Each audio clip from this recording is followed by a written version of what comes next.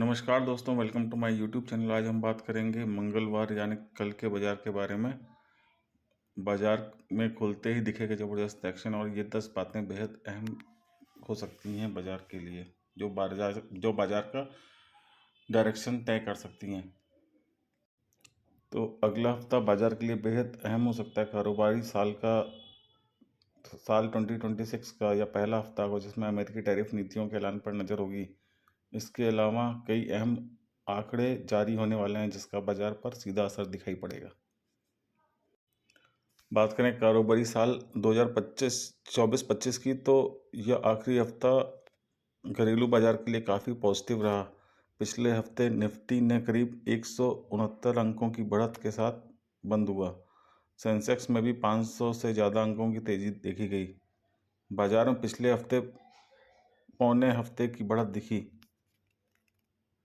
विदेशी संस्थागत निवेशकों की वापसी, बैंकिंग और फाइनेंशियल सर्विसेज सेक्टर में तेजी और अप्रैल में आरबीआई की ओर से दरों में कटौती की उम्मीद से बाजार का मूड बेहतर हुआ है। हालांकि 2 अप्रैल को ट्रंप प्रशासन की ओर से संभावित टैरिफ के ऐलान से पहले सावधानी ने बढ़त को सीमित भी कर दिया।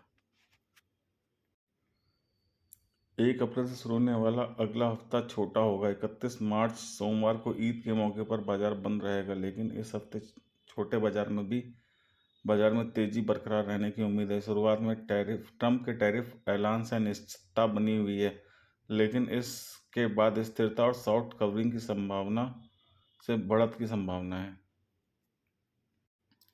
निवेशकों का ध्यान मार्च तिमाही के नतीजों और अप्रैल के दूसरे हफ्ते में होने वाली आरबीआई की मौद्रिक नीति समिति की बैठक पर होगी। आंकड़ों के लिहाज से अमेरिकी रोजगार दर, मैन्युफैक्चरिंग और सर्विसेज पीएमआई और मासिक ऑटो बिक्री के आंकड़े अहम होंगे। मोतीलाल ओसवाल फाइनेंशियल सर्विसेज के रिसर्च हेड सिद्धार्थ खेमका ने कहा है, अमेरिका भारत व्यापार बातचीत का नतीजा जो 29 मार्च को खत्म हुई बाजार की शुरुआती रिएक्शन पर असर डाल सकता है। कुल मिलाकर एफआईआईज की खरीदारी जारी रहने की उम्मीद से बाजार में पॉजिटिव सेंटीमेंट मजबूत होगा।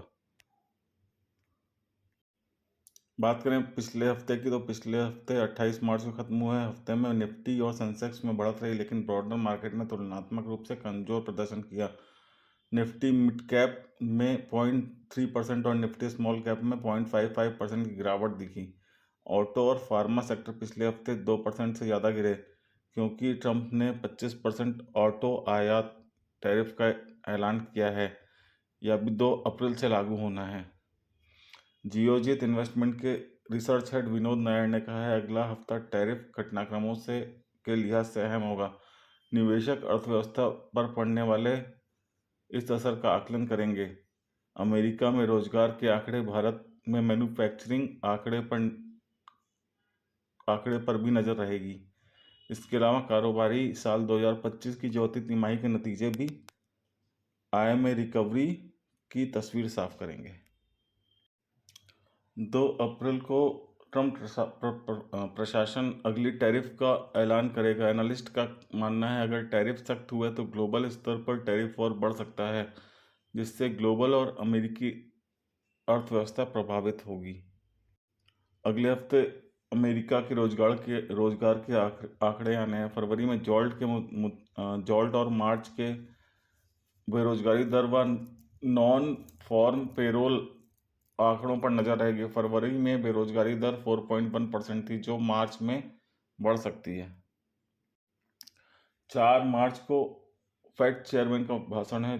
4 अप्रैल को जेरोम पॉवेल का भाषण अहम रहेगा।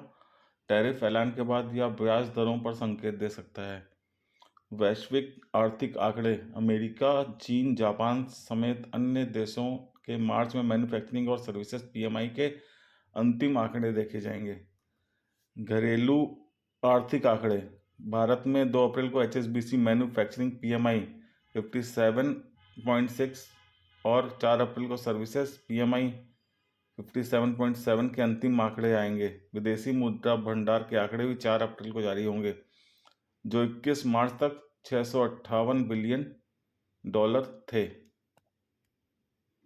1 अप्रैल को मासिक ऑटो बिक्री के आंकड़े आएंगे। एनालिस्ट का कहना है कि खरमास के कारण सभी सेगमेंट में कमजोर बिक्री होगी। एफआईआईज ने पिछले हफ्ते 17,426 करोड़ रुपए की खरीदारी की थी और मार्च में 2,000 करोड़ रुपए की नेट खरीदारी की है। डीआईआईज ने 6,797 करोड़ रुपए की खरीदारी की। अगले हफ्ते मेन बोर्ड में कोई नया आईपीओ नहीं होगा। एसएमई सेगमेंट में इनोवेटिव सोल्यूशन, स्पिनोरो केमिकल एंड रिटाजियो इंडस्ट्रीज के आईपीओ बंद होंगे।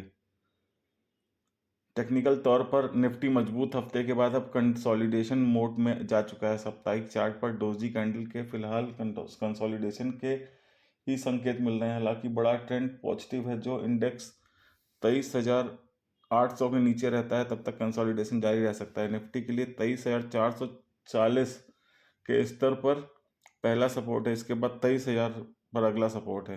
निफ्टी के लिए 23,800 पहला रेजिस्टेंस है और इसके बाद 24,000 और 24,200 के स्तर पर रेजिस्टेंस है। अमेरिकी डॉलर इंडेक्स 104.01 और 10 साल की ट्रेजरी यील्ड 4.251 पर है। सोने की कीमतें रिकॉर्ड ऊंचाई पर पहुंच चुकी हैं। कॉमेक्स गोल्ड फ्यूचर्स 3.07% बढ़कर $3,114 प्रति ट्राई ऑन्स पर बंद हुआ। तो ये थी हमारी कल के बाजार को लेकर राय। अगर आपको हमारा वीडियो पसंद आया हो तो हमारे चैनल को लाइक, शेयर एंड सब्सक्राइब करना ना भूलें। Thank you so much. Thanks for watching the video. और किसी भी निवेश से पहले अपने वित्तीय सलाहकार से ज़रूर परामर्श करें। Thank you so much.